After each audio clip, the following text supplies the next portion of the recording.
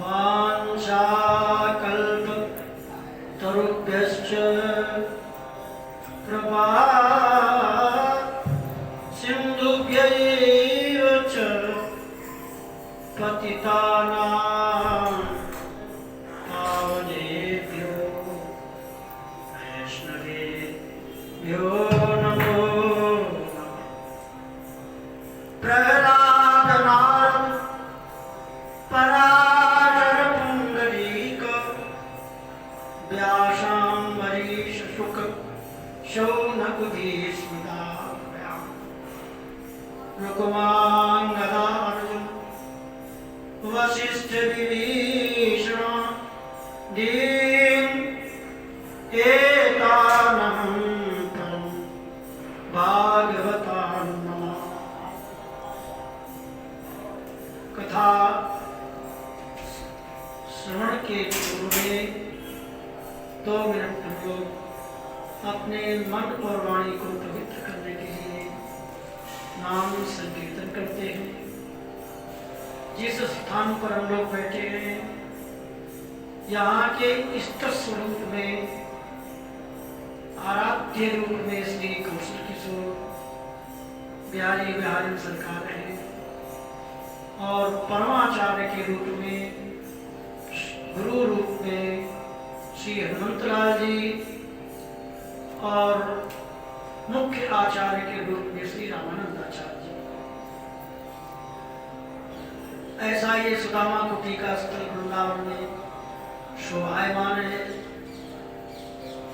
YouTube में किशोरी वचनामृत के द्वारा आप सब लोग दास का ये चरित्र भक्तमाल नित्य प्रतिश्रवण करते हैं। भगवत सिद्ध जी की वाणी का भी 10 मिनट चिंतन प्रायः होता ही रहता है। यूट्यूब में श्री किशोरी वचनामृत, श्री किशोरेश्वर भक्तमाली मुखिया जी अथवा श्री भगवत सिद्धदेव जी की वाणी कोई भी आप शब्द डालेंगे आपको नित्य सत्संग का सुख प्राप्त होगा। आज यहाँ पर बैठ करके हमारे श्री गिरिराज भगत जी जो फरीदाबाद की तरफ से आए, पलवल का इलाका, वहाँ पर पल में हाँ प्रभु के बल पर रहते थे। पलवल बड़ा सुंदर स्थल, वहाँ पर वृंदावन के संतों को बुला करके भागवत भक्तमाल रामायण कथा और संत सेवा का कार्य करते थे। आज वो श्री ठाकुर जी के धाम पहुंच गए तो उनकी सेवा को उन्हीं के सुपुत्र श्री मुकेश जी और उनके संघ के सहयोगी एक कमेटी के रूप में सब लोग सिमट करके वृंदावन आते हैं और श्री गिरिराज जी भगत जी की स्मृति में ये महोत्सव त्रिदिवसीय भक्तमाल पाठ कथा महोत्सव चल रहा है। आज संध्याकालीन बेला में विद्वत सम्मेलन है, संत प्रवचन है, उसमें भी सहयोग देना है। तो आइए प्रातःकालीन बेला में भक्तमाल की कथा, भक्तमाल का पाठ संपन्न हुआ।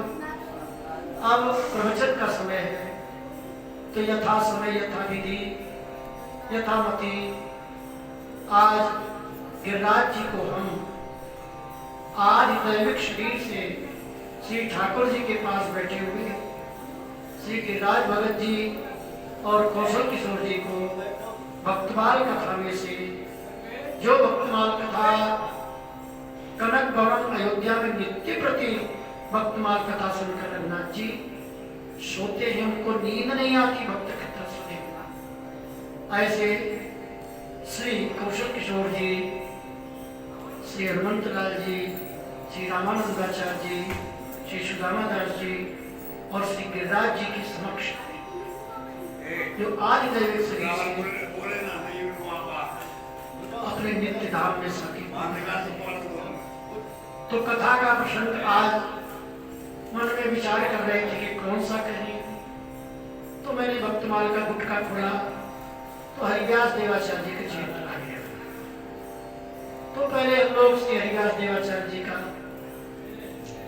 छप्पे चिंतन करते हैं और छप्पे का सिद्धांत चिंतन करते हैं।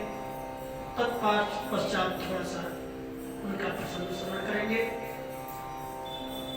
बोलिए श्री हरिव्यास देवाचार्य जी महाराज की जय।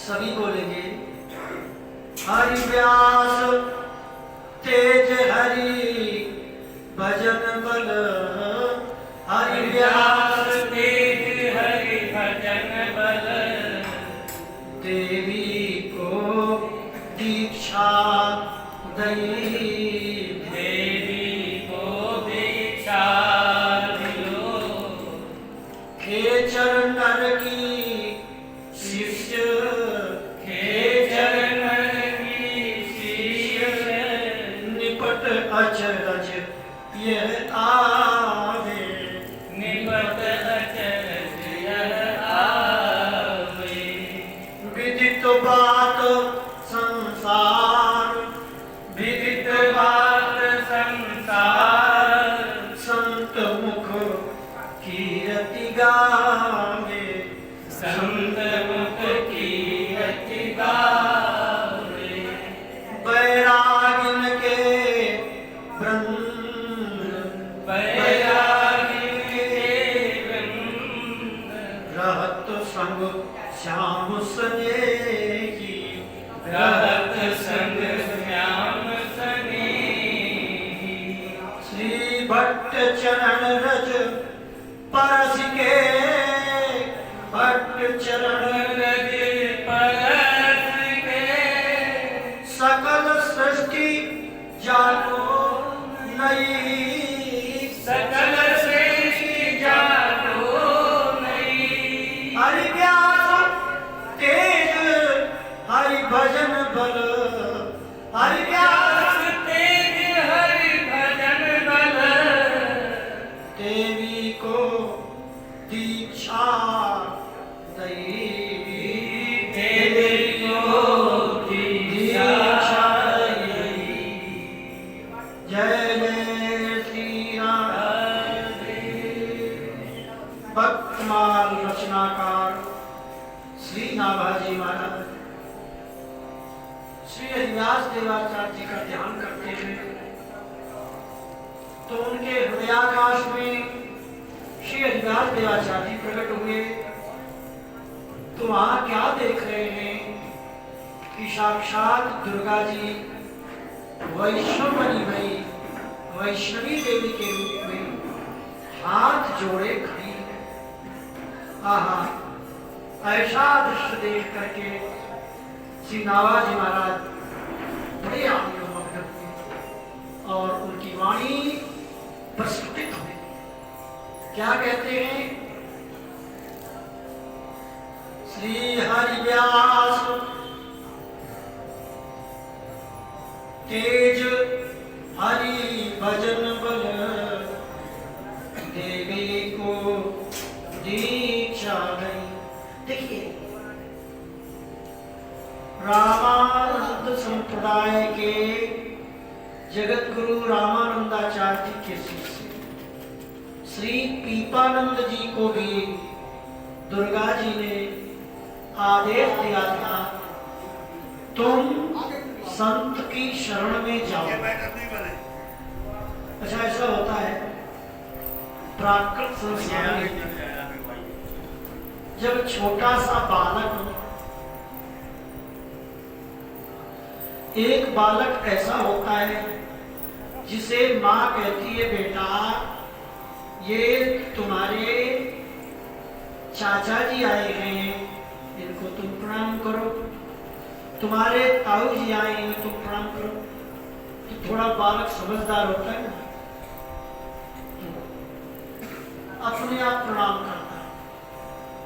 लेकिन कहीं कहीं ऐसा होता है जब बालक प्रणाम नहीं करता तो माता स्वयं चल करके प्रणाम करती है। यहाँ दो बातें हमने कही, एक बालक अपने आप प्रणाम करता है और एक माता स्वयं बालक को प्रणाम करवाने के लिए प्रणाम करती है कि यदि मैं प्रणाम करूंगी तो मेरा बालक मेरी नकल करेगा और आने वाले आगंतुक का सम्मान करेगा। तो पीपानंद जी के चरित्र में दुर्गा जी ने, जब पीपानंद जी ने कहा माता जी हमें भक्ति दे दो, मुक्ति दे दो, माता जी कहती देखो हम भक्ति और मुक्ति, मुक्ति का मतलब छूटना, केवल मुक्ति का अर्थ मोटा मोटा मत लगा देना।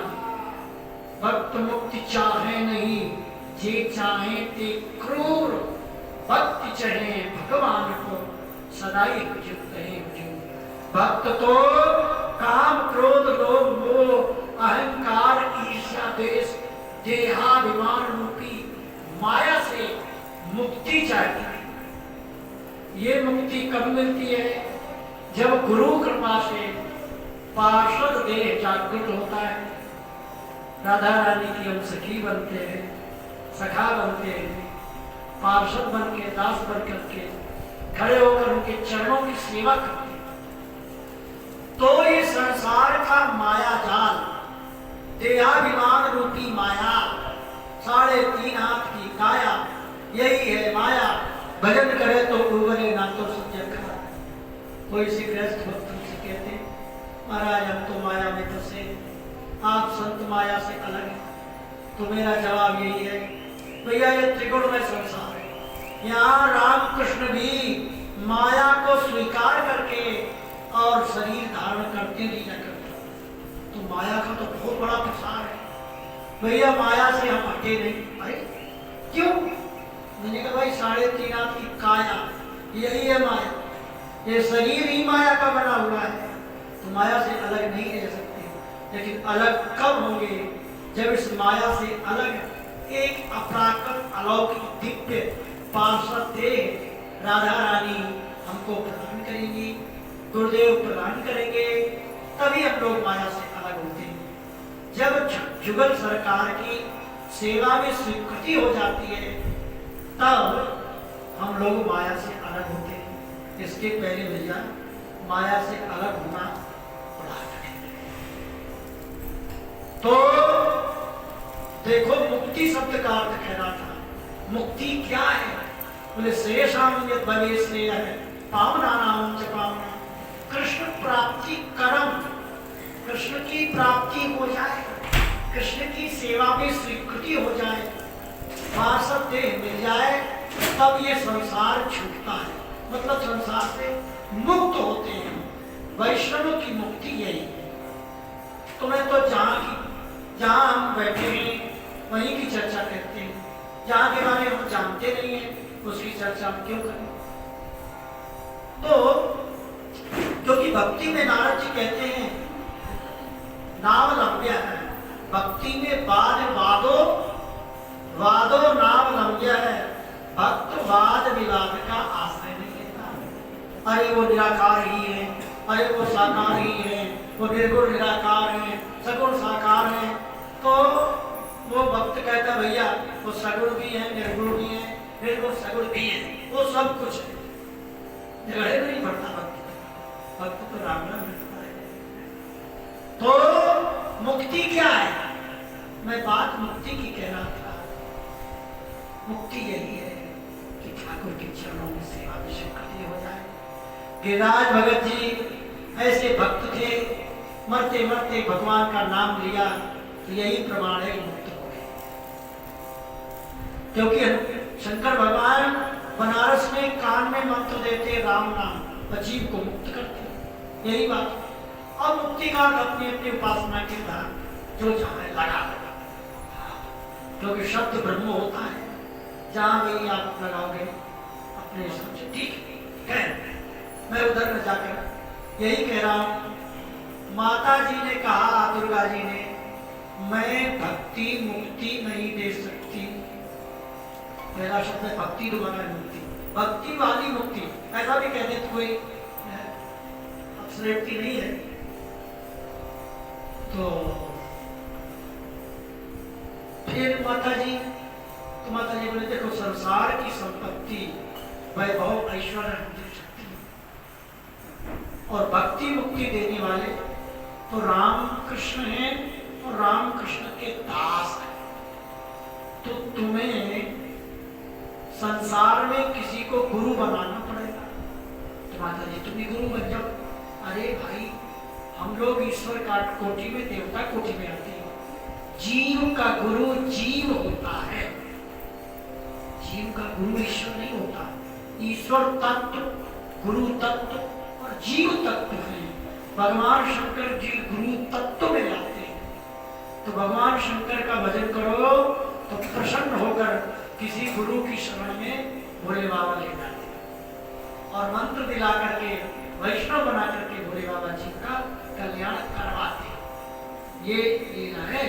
हाँ, इसलिए गुरु शंकर रूप नाम कहा। तो फिर माता जी आप बताओ किसे गुरु बनाना है। तो जगत गुरु रामानंदाचार्य जी के पास चले गए। रामानंदाचार्य जी के पास पीपानंद जी शिष्य बने, भक्ति मुक्ति। कहने का अभिप्राय ये है, वही बात यहाँ कह रहे हैं कि हरिव्यास तेज हरि भजन बल, देवी को दीक्षा दे। श्री हरिव्यास देवाचार्य जी के भजन के बल से, भजन क्या है? भज से व्याकरण की भाषा तो जानता है, सीधी सी बात। और भजन का अर्थ आप संत विद्वान कहते सेवा होता है।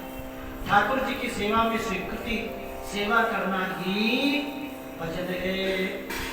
तो ये हरिव्यास देवाचार्य जी ने जो महावाणी की रचना की है, उसमें ये अपने को हरिप्रिया सखी के रूप में प्रस्तुत करते हैं कि हरिप्रिया सखी हो। तो सखी प्रिया प्रीतम की सेवा करती है। तो उस सेवा के प्रभाव से, उस भजन के प्रभाव से देवी जी वैष्णवी बनी, दुर्गा जी वैष्णवी देवी बनी। कब बनी? जब हरिव्यास देवाचार्य जी से तुलसी की कंठी ले लिया और राधा कृष्ण का मंत्र प्राप्त किया। हरि भजन फल, भजन के फल पर, इस भजन पर शब्द से ऐसा आभास हो रहा है कोई भजन का अभिमान है। अरे नहीं भाई, यहाँ भजन का साधन का अभिमान नहीं है, ये सेवा का अभिमान है। हम रसिक अनन्य प्रिया थे, हम राधा रानी की सखी हैं, हम राधा रानी के बल अभिमान। तो ये स्वाभिमान है, अभिमान नहीं है। तो ये पद प्रिया प्रीतम की सेवा के पद के प्रताप से हमारी समझ में तो यही बात आ रही है। बाकी जिस भक्त के हृदय में जो भाव आवेश शब्द ब्रह्म है। देवी को दीक्षा दी, देवी जी को कंठी मंत्र दिया, चिन्ह लगाया। अच्छा, मैं शाब्दिक अर्थ कर रहा हूं, फिर इसका प्रसंग भी सुनाऊंगा। खेचर नरकी शिष्य, संसार के लोग, आप लोग जो हमारे सामने बैठे हैं, हमारी बात को सुनकर के बहुत से लोग चौंक रहे हो। क्या मनुष्य की शिष्य, क्या मनुष्य के चेला देवी देवता भी बनते हैं क्या?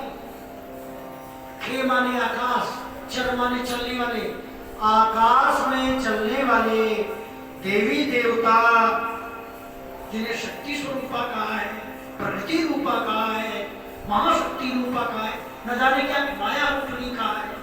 और ऐसी देवी क्या किसी साधारण मनुष्य की शिष्य बनेंगी?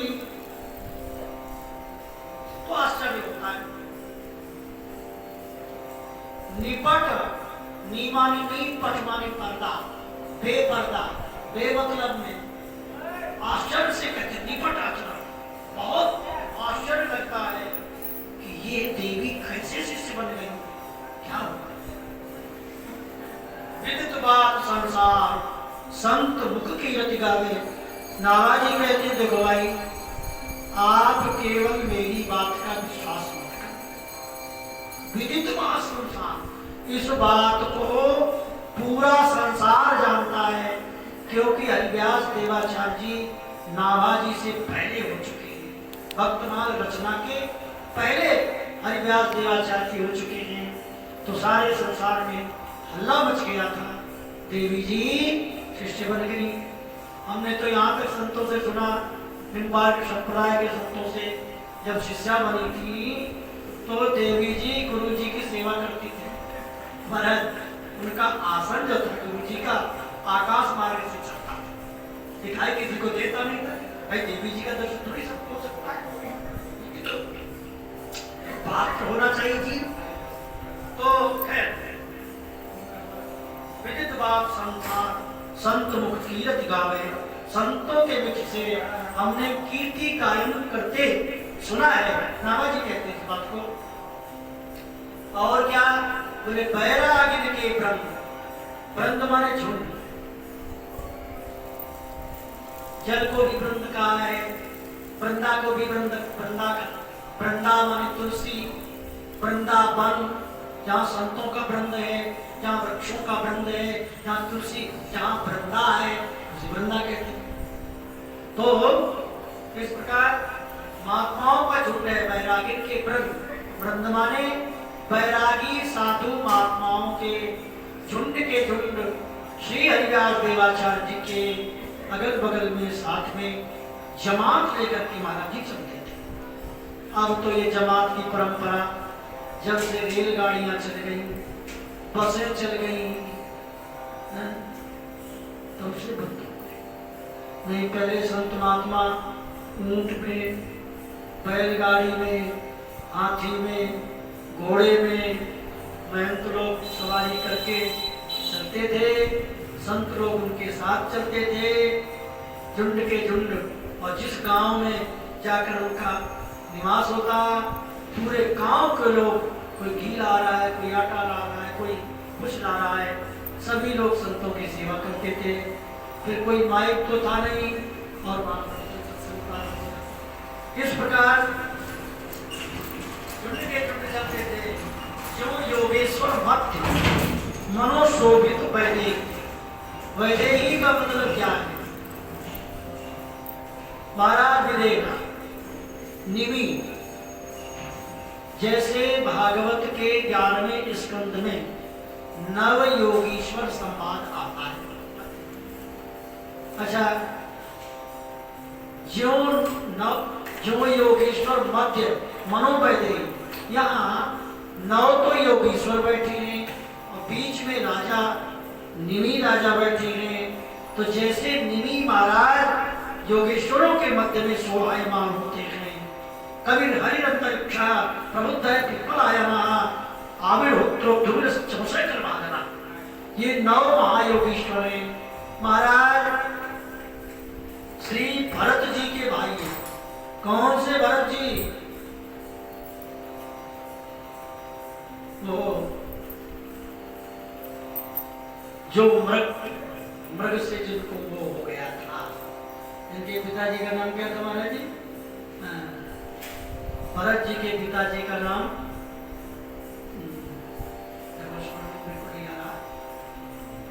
100 भाई थे, उनमें सबसे बड़े भाई भरत थे।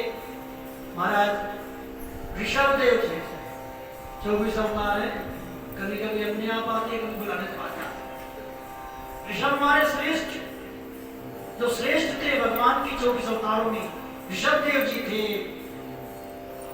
नायक दे हो दे वाजामरियों के, अपने 100 पुत्रों को उपदेश देते हैं। उनमें से बड़े पुत्र, उनमें से सबसे बड़े श्री भरत जी महाराज, उनके भाइयों में नवयोगीश्वर थे। ऐसे नवयोगीश्वर के मध्य में निमि जैसे बैठे हो, तो निमि के समान हरिदास जी योगीश्वर और संतों के समान नवयोगीश्वर, ये उपमा दी है। ऐसे वो घिरे रहते थे संतों के बीच में।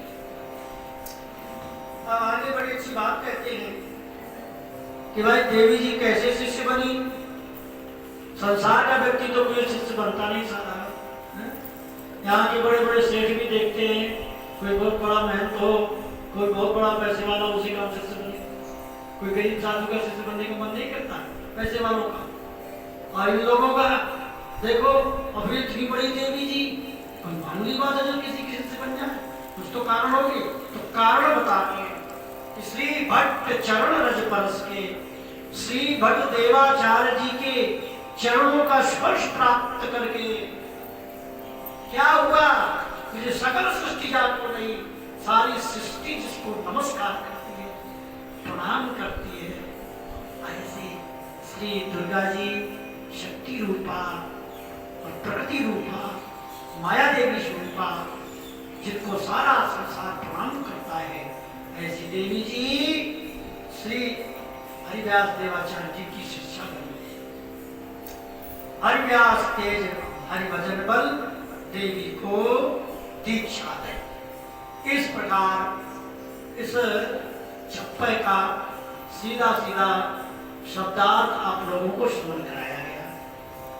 अब हम हरिव्यास देवाचार्य जी की बात कर रहे हैं और इसमें जो वर्णन किया गया है वो चरित्र भी बहुत सूक्ष्म में वर्णन करेंगे। देखिए हरिव्यास जी, ऐसा मैंने संतों से सुना है, कोई कोई संत कहते हैं कि हमारे श्री भट्ट जी इतने कठोर नहीं हो सकते और इतनी अपनी कठोर उपासना नहीं है, इतनी कठिन परीक्षा नहीं ले सकते।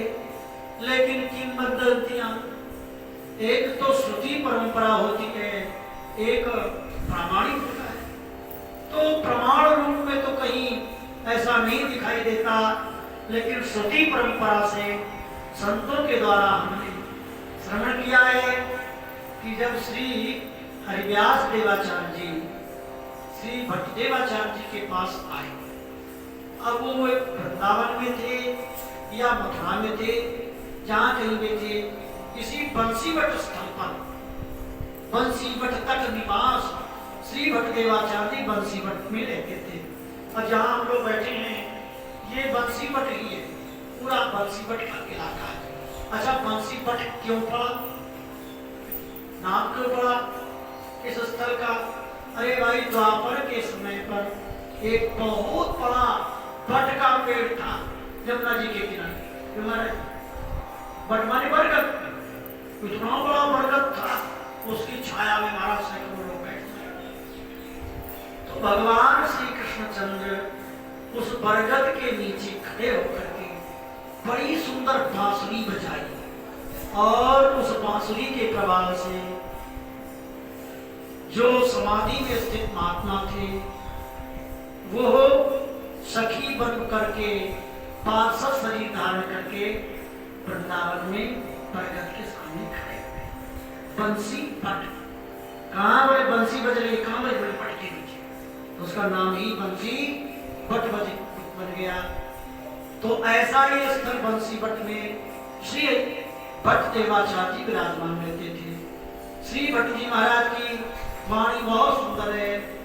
युगल शतक नाम का एक इतना सुंदर ग्रंथ है, जहाँ प्रारंभ ही यहाँ से करते हैं, बोले मदन गोपाल शरण तेरी आयो, चरण कमल की सेवा दीजे, चेरो परिणाख्यो कल्याण। ऐसे श्री भट्ट देवाचार्य जी के पास श्री हरिव्यास देवाचार्य जी आए और चरणों में साष्टांग प्रणाम करके उनके दिव्य स्वरूप का दर्शन करके भाव में मग्न हो गए। श्री भट्ट देवाचार्य जी युगल प्रिया प्रीतम का ध्यान कर रहे थे।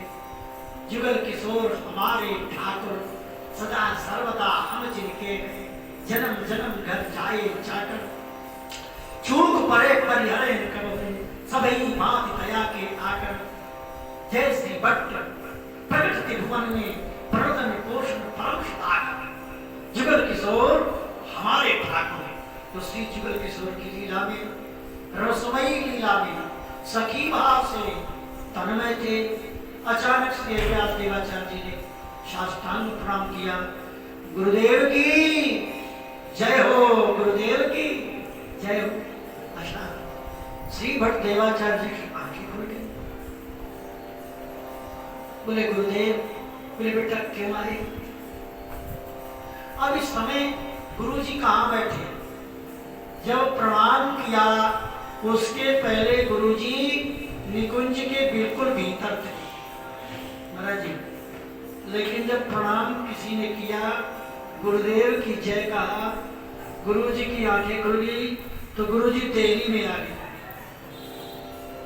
देहरी दीपक न्याय से 3 प्रकार के साधक होते हैं। एक कमरे के भीतर बैठा होता है, एक देहरी में बैठा होता है, और एक बार गली में घूम रहा है। 3 प्रकार के व्यक्ति होते हैं। कमरे के भीतर बैठा हुआ दीपक स्वयं प्रज्वलित रहता है, उसे हवा नहीं लगती है, और एक रास्ते धारा सीधा चलता रहता है, उसे बाहर की स्मृति नहीं होती। तो परमहंसावस्था में स्थित समाधि में सखी भाव से तन्मय है, शरीर की सुधि नहीं है, मैं स्त्री हूं कि पुरुष हूं कोई पता नहीं, प्रिया प्रीतम की सेवा में है। तो समझ लो ये भीतर 3 प्रकार की वाणियां आती है महापुरुषों की महाराज, एकदम भीतर की और देहरी की और बाहर 3 बातें। ये महाराज आवाज लगाते ही भीतर से बाहर बीच में देहरी में बैठे। देहरी का मतलब क्या है? अंदर से प्रिया प्रीतम भी दिखाई दे रहे हैं, और बाहर से वो एक बालक ब्राह्मण शरीरधारी जिसके यज्ञोपवीत है, और इसका दर्शन हो रहा है। प्रणाम करके कह रहा है, गुरुदेव दीक्षा दे दी। अब हरिव्यास देवाचार्य जी तो भाव मत थे, बोले बेटा दीक्षा तो मैं जब बनाऊंगा, पहले तू ये बात कह दे कि मेरी गोदी में तुम्हें कुछ दिखाई दे रहा, तेरे को कुछ दिखाई दे रहा है क्या? भगवत ऋषि जी कहते हैं, जाको दर्शन इत मिले ताको दर्शन उत।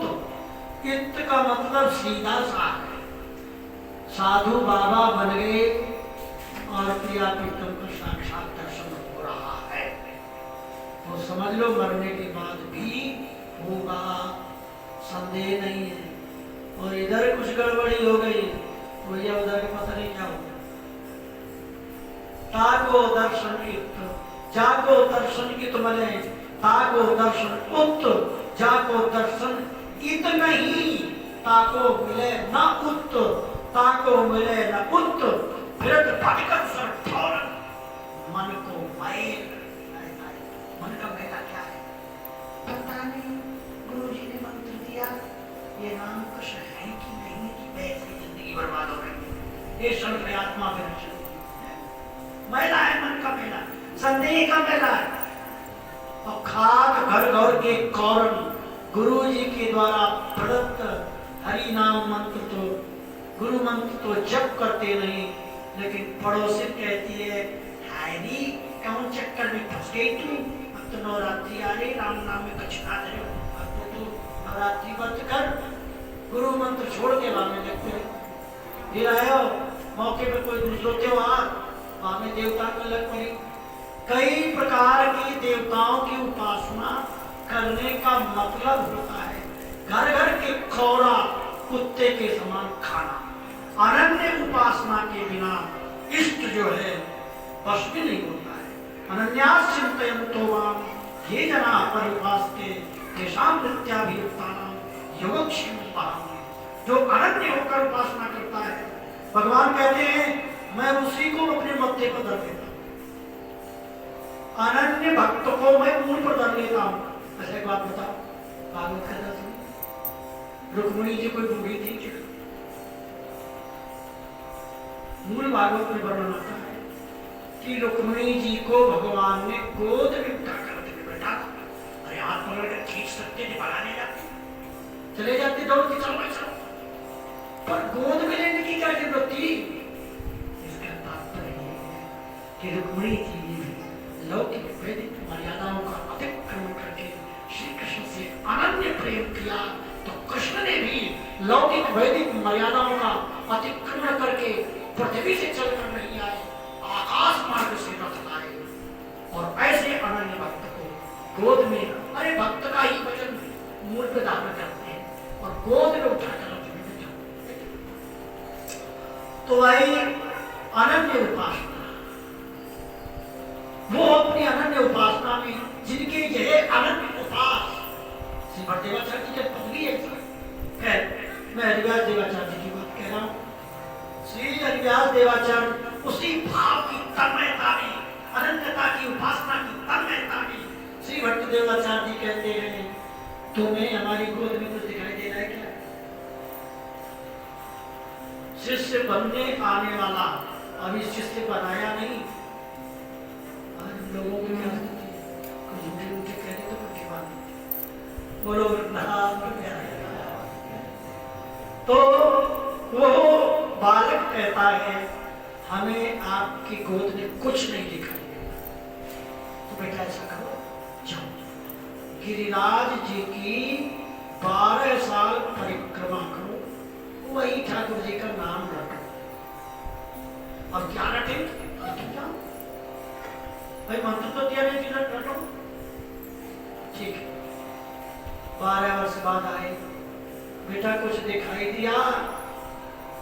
बोले गुरुजी 12 वर्ष फिर लगा के आना, गिरिराज जी की परिक्रमा करते रहना, नाम जप करते रहना, तो फिर हमसे मिलना।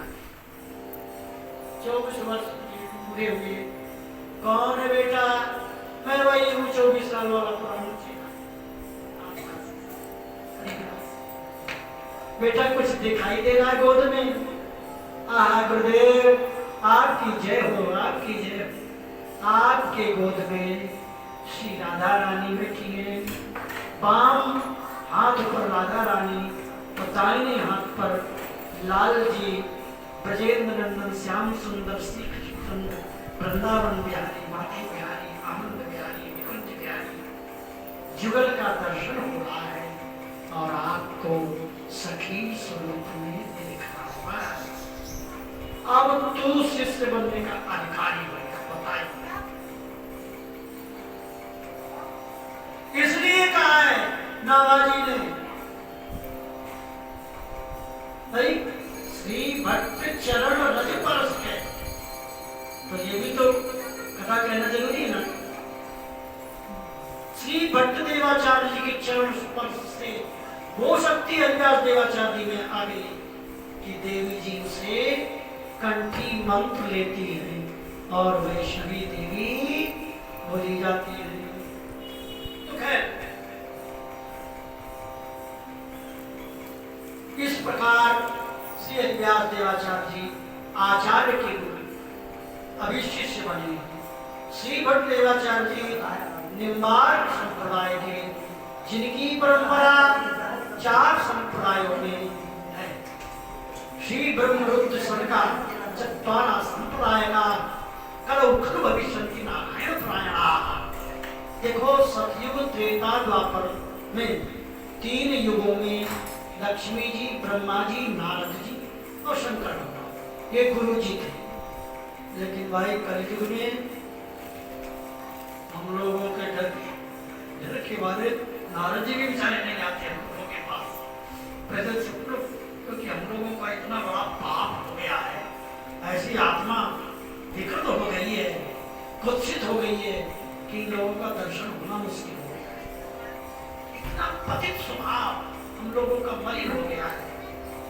लेकिन ऐसा नहीं है, यदि गुरु मंत्र का प्रभाव होता है तो आज भी नारद जी का दर्शन होता है, सारे महापुरुषों का दर्शन होता है। निषाद नहीं करना चाहिए। तो महाराज हंस भगवान के शिष्य सनकादिक के, सनकादिक के शिष्य नारद जी, नारद जी के शिष्य श्री निम्बार्काचार्य जी। ऐसे निम्बार्काचार्य जी की परंपरा में श्री भट्टदेवाचार्य जी इस श्री जी की परंपरा को जो सलीमाबाद पीछ है, जो सनकादिक के द्वारा सेव्य सरसों के दाने के समान सर्वेश्वर भगवान है, वो श्री भट्ट जी के द्वारा श्री हरिव्यास देवाचार्य जी को प्राप्त हुए और निम्बार्काचार्य की पदवी को शोभित किया और गद्दी के आचार्य बने, जिस गद्दी पर आज सलीमाबाद पीठ में श्री श्यामचंद्र देवाचार्य महाराज विराजमान। तो श्री भट्ट चरण रज पर इसके ऐसे श्री हरिव्यास देवाचार्य शिष्य हो गए और आचार्य पीठ को सुशोभित किया। अच्छा, जब आचार्य बन जाते हैं तो सभी लोग शिष्य बनते हैं और आश्रम की शोभा संतु से भक्तों से शोभा संतों की। अरे भाई जब भक्त ही नहीं आएंगे और भक्ति ही भंडारा नहीं करेंगे तो साधु लोग बेचारे क्या करेंगे? हाँ? तो भक्त जल से कमल, कमल से शोभा, जल कमल से शोभा स्वर की है। महंतों से संतों की शोभा, संतों की भक्तों से शोभा। जिस संत में, जिस आश्रम में संत भी हैं, भक्त भी हैं और आज पुरुष भी है, महंत भी हैं, उसी का नाम आश्रम का। भाई कभी खाली नहीं रहना चाहिए, इसलिए आश्रम में रहकर श्रम जरूर करना चाहिए। आश्रम में प्रसाद पाले तो कुछ ना हो तो झाड़ू उठा करके तुम्हें उसके सोनी कर। हमारे पुराने संत थे, आश्रमों में पहले सेवा पूछते थे, महाराज जी सेवा बताओ। आज हम लोगों की ये स्थिति हो गई है कि महाराज जी सेवा कराओगे तो आश्रम में नहीं रहे, हम तो प्रसाद पाने की सेवा कर सकते हैं। इतनी से समय समय का खेल करोगे क्या? तो आश्रम महंतों की शोभा संतों से, भक्तों की शोभा संतों से, संत भक्त और महंतों की शोभा आश्रम से है। तो जब इतनी बड़ी आचार्य के पीठ को शोभित किया तो बहुत से शिष्य होते हैं, और जब गृहस्थ शिष्य होते हैं तो गृहस्थ ही तो महात्माओं को अपना बालक देते हैं। हमसे कहते महाराज जी ये कैसे संत हैं? तो मैं कहता हूँ तुम कैसे हो? तो जवाब नहीं, अरे भाई जैसा बीज होगा ऐसे तो पेड़ पैदा होगा, जैसे माता पिता होंगे ऐसे ही बालक होगा। जितने तपस्वी आप होंगे, आपसे दिखाई तपस्वी आपका बालक होगा। इसलिए जैसे आप हैं जैसे संत हैं। तो इस प्रकार संतों के झुंड चलते थे। कहीं उत्तराखंड की तरफ इधर कहेंगे, क्या कहेंगे, चट्टावल नाम का ग्राम बताते। और ये खोज का विषय है। तो बहुत सुंदर बगीचा था,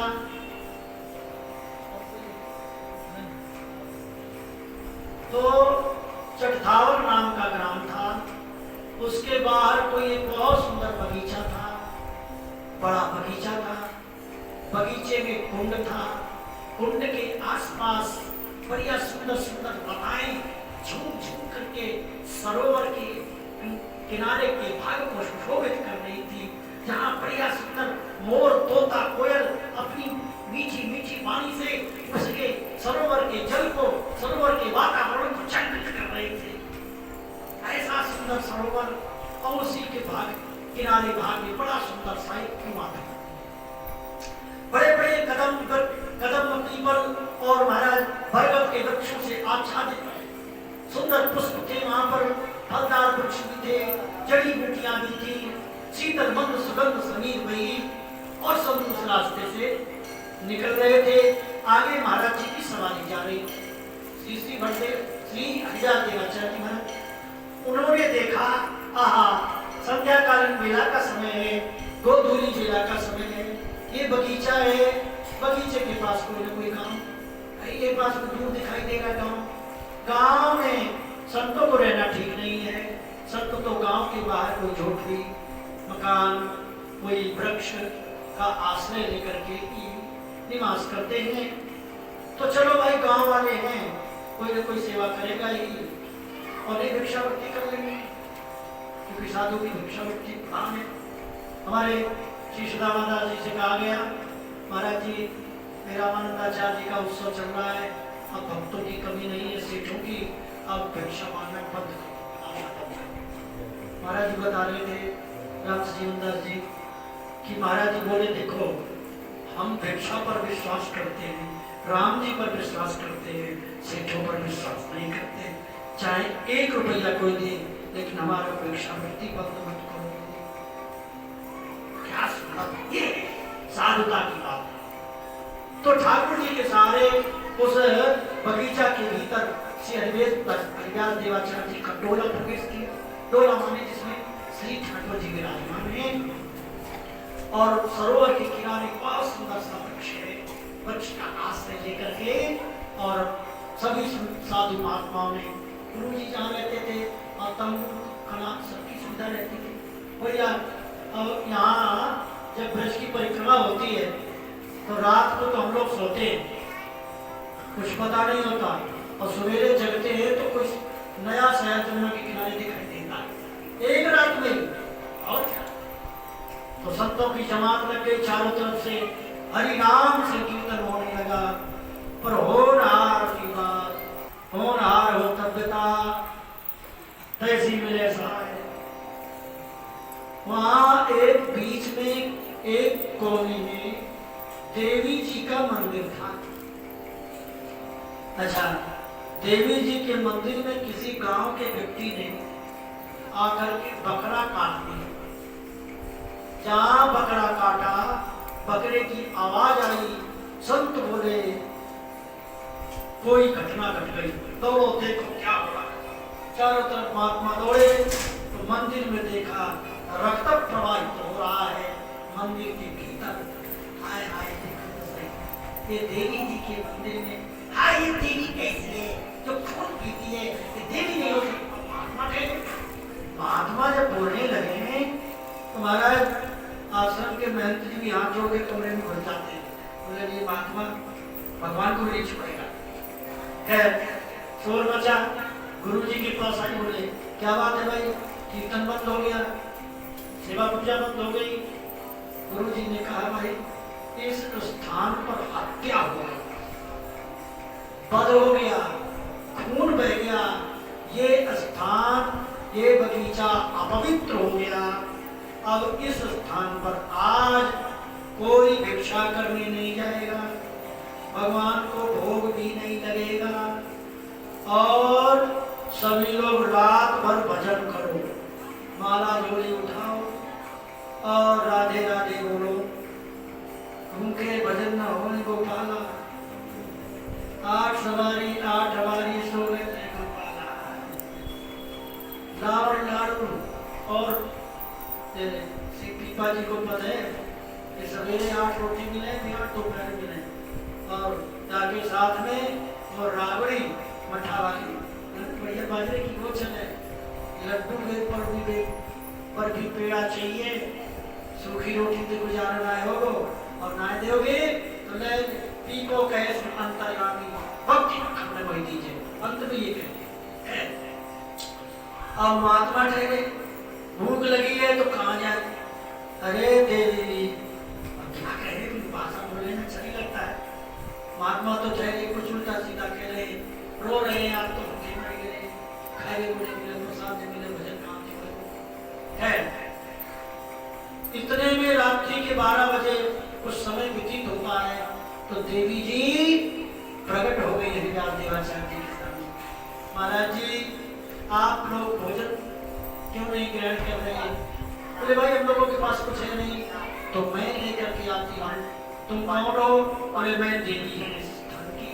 बोले देखो तुम रक्त पीती हो और तुम हत्या करवाती हो। बोले महाराज मैं किसी से हत्या को नहीं कहती, ये संसार के प्राणी अपने कामना की पूर्ति के लिए उल्टा सीधा कर्म करते, इसमें मेरा कोई दोष नहीं। तो हरिदास देवाचार्य बोले भाई जिसके गले में कंठी होती है और मस्तक पर तिलक होता है, मैं उसी का धन ग्रहण करता हूँ।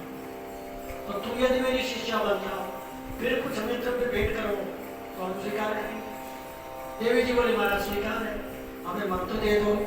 श्री हरिदास देवाचार्य जी ने देवी जी के गले में कंठी बांधी, तुलसी की कंठी बांधी, मस्तक पर ऊर्ध्व तिलक प्रदान किया और नाम रखा, आज से तुम्हारा नाम वैष्णवी देवी हो गया। अच्छा फिर बोली महाराज जी आज्ञा करो, आपकी क्या सेवा करें? गुरु जी बोले देखो लाली ऐसा है कि यह गांव में कोई आयो नहीं, अभी तक सेवा नहीं करी, हम लोगों के दर्शन नहीं करे। ये गांव वैष्णवों का नहीं है, सबके मन में हत्या छाई हुई है, इसलिए इस गांव वालों को तुम वैष्णव बनाओ। ठीक है महाराज जी।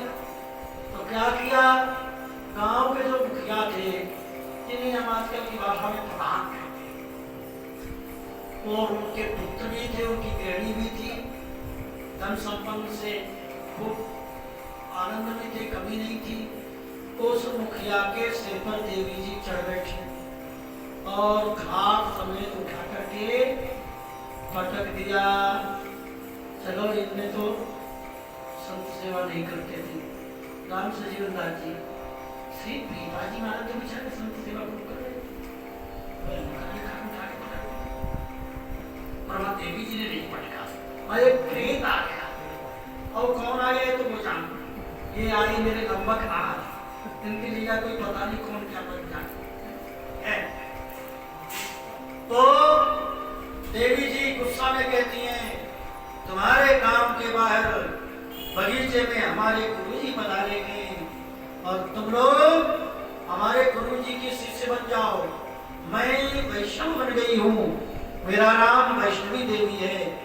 आज के बाद जो कोई हमारे मंदिर में बकरा काटेगा, बलि चढ़ाएगा, मैं उसको जीवित नहीं छोड़ूंगी, मार डालूंगी। पहली बात। दूसरी बात, तुम सब गांव के बाल बच्चे बड़े उड़ते बूढ़े सब के सब हमारे गुरुजी के शिष्य बन जाओ, चेला बन जाओ, गले में कंठी बांध लो, तुलसी की कंठी बांधो, मस्तक पर तिलक लगाओ और हरि नाम संकीर्तन करो। अपने अपने घर में तुलसी का वृक्ष लगाओ और गुरुजी की आज्ञा का पालन करो। यदि तुम ऐसा नहीं करते गांववासी, तो समझ लो तुम्हारे गांववासियों को सबको मैं मार दूंगी, जीवित नहीं छोड़ूंगी। समझ गए? गांव के सभी लोग इकट्ठा हो गए।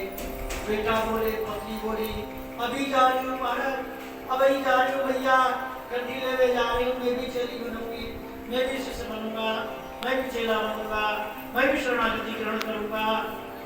इस प्रकार से सबके सब गांववासी जाकर के श्री हरिपाल जीवाचार्य जी की शरणागति ग्रहण की। अच्छा, और सब शिष्य हो गए।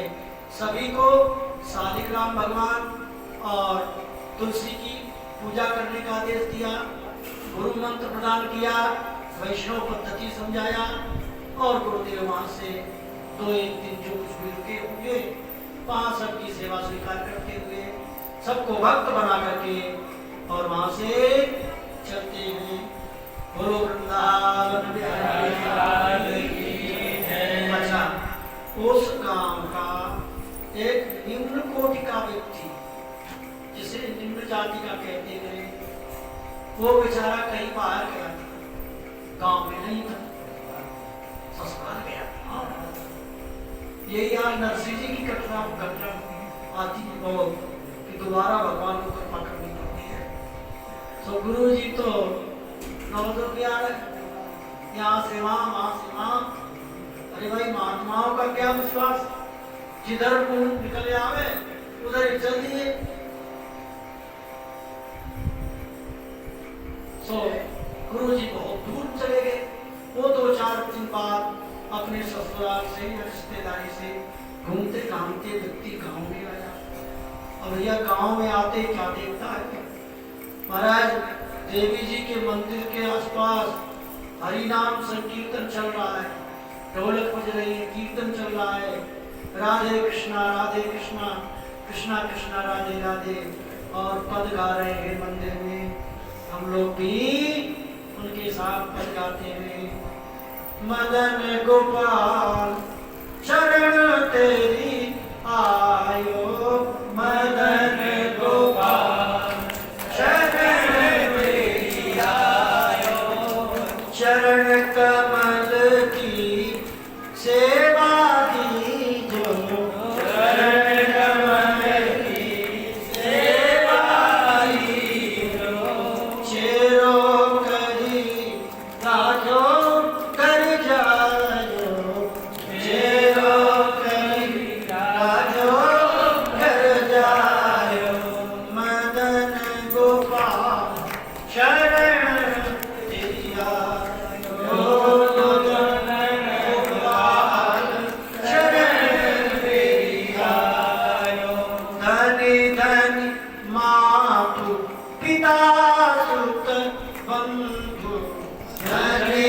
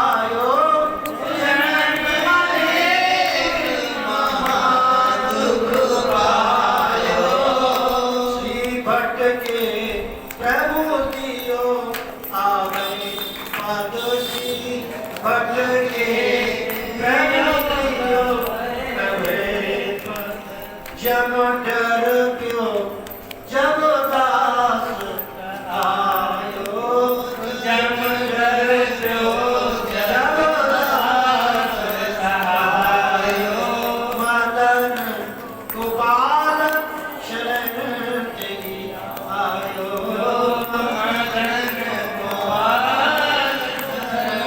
तेरी आयो राधे कृष्णा कृष्णा कृष्णा राधे राधे राधे कृष्णा कृष्णा कृष्णा राधे राधे राधे श्याम श्याम श्याम राधे राधे राधे श्याम राधे श्याम श्याम श्याम राधे राधे जय जय श्री राधे बोलिए वृंदावन बिहारी लाल श्री जय सर्वेश्वर भगवान की जय हंस भगवान की जय सोनाली भगवान की जय नारद जी महाराज की जय कुमारकाचार्य जी महाराज की जय उस आचार्य चरण की जय परम गुरुदेव श्री भट्टदेवाचार्य जी की जय श्री हरिदास देवाचार्य जी की जय गुरुदेव भगवान की जय जय जय श्री राधे